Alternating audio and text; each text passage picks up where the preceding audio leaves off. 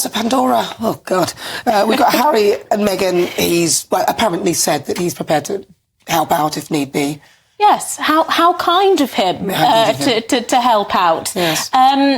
He's obviously got a positive relationship more now so with the King. His brother, though, I think if they want a full reconciliation, that will have to be addressed, obviously. And then you've got Catherine, and then they would have to come into the realm as the fabulous four again. Nah. I mean, there's so much that needs to be done for a full reconciliation to happen. I just don't see how this is going to happen when he's not a senior member of the royal family anymore in terms of a working capacity. Do you think he's slightly now realising what he's actually done? Do you think any of it is getting through to him?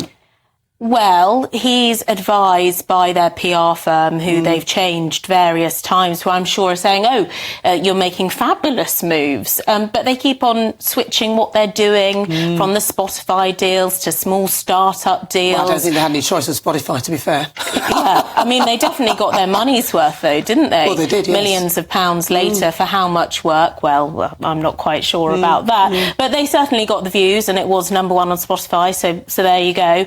To a certain extent, but in terms of business strategy, I don't see how they can keep on going with all of these, books, Spotify deals, because they've revealed so much already, but as well as keeping the family's trust, because if Harry does want to come back into the realm, the family need to trust him.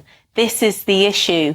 And having private conversations, which are needed to happen to have a full reconciliation, but knowing it's going to be kept private, well, that's going to be the barrier, isn't it? Well, I think also he uses the veil of the Invictus Games to kind of do everything. So, for example, the Good Morning America interview, he was actually filmed doing that interview, but with the film crew that was Christopher Reeve's son who was filming. But the fact that it's also the Invictus Games, so we can reveal all this and have our own bit of footage, and no one's going to question it, or so he thinks, because it's all for a good cause.